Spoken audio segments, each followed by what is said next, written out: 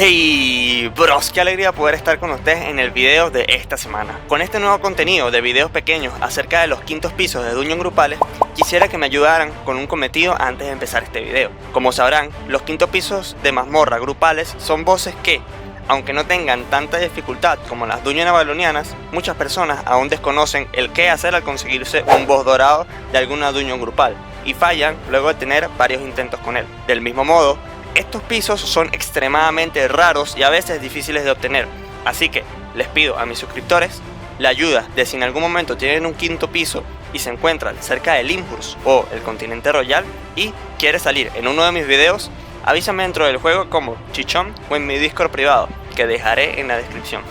Sin más nada que agregar, comencemos con este video.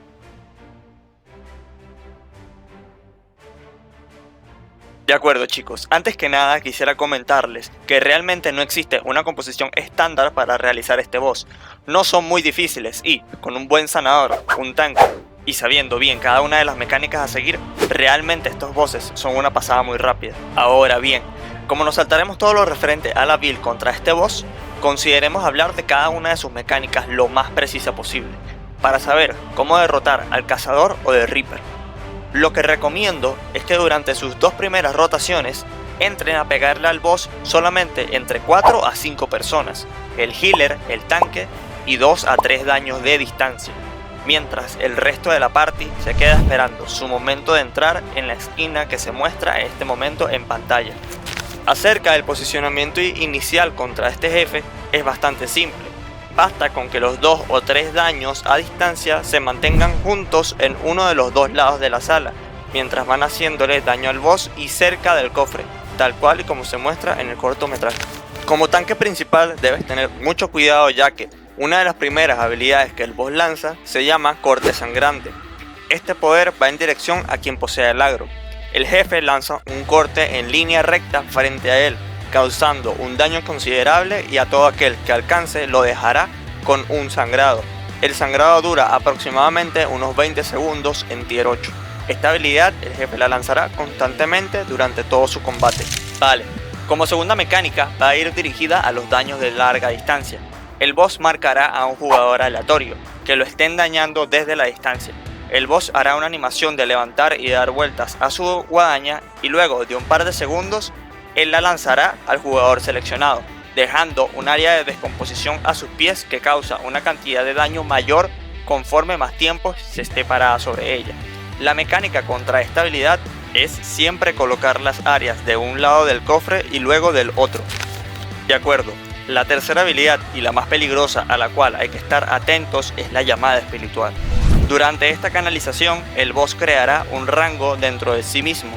Todos los jugadores que estén dentro de este rango obtendrán una sombra espiritual, la cual deberá ser eliminada lo antes posible, ya que los básicos de estas son bastante fuertes.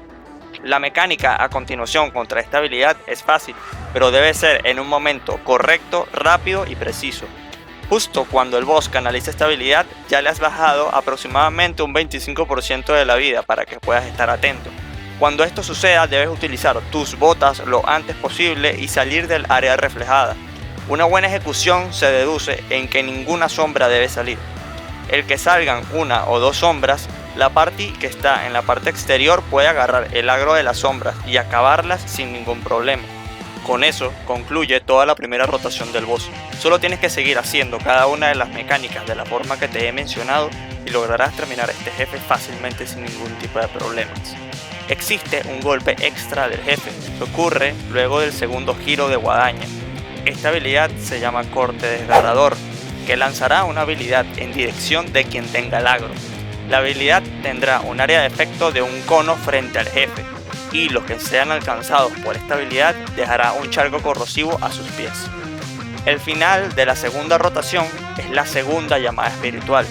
Cuando el jefe canalice por segunda vez la llamada espiritual, realiza la mecánica para quedarte sin sombras y luego haz que el resto de la party empiece a pegarle al boss y sigue esquivando las áreas que llegarán tras él. Vale chicos, con esto concluye todo lo que debes saber para derrotar al jefe del quinto piso de No Muerto, el cazador. Los dejo con la ejecución completa del jefe para que puedan ver las mecánicas completas. Déjame saber en la caja de comentarios aquí abajo qué tal te parece esta nueva serie, si te gustaría que trajera los otros jefes restantes y, por supuesto, cuál es tu opinión sobre este video que siempre me importa realizar. Una sola. Agarra la ropa, cuando le ves.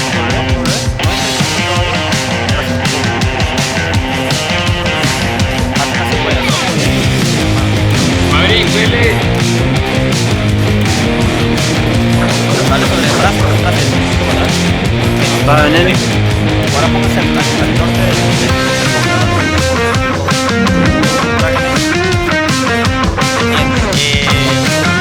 un poquito más al este. Rompe, Nico, rompe. Con la E. Dale. Bien. ¿Sabes lo que hace tú, él? Pendiente para salir corriendo. Saca. Aquí agárralo, ¿no? Ahora, empieza a matar. Ahora pendiente todo.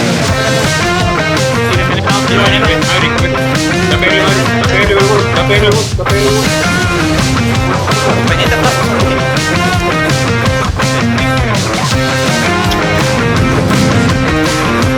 Acá, no se traguen eso. Trae las áreas, trae las zonas. Pégale al borde, toma acá. Eso. ¿Muere? ¿Se muere? Muy bueno.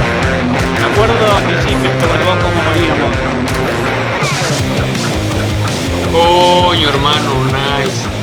Una pija, boludo. La concha de su madre de que volví. Artefacto Prisma 7. Y bueno, bros, hasta aquí el video de hoy. Espero que les haya encantado tanto como a mí. Muchísimas gracias por verlo y nunca lo olviden. Nos vemos en el campo de batalla.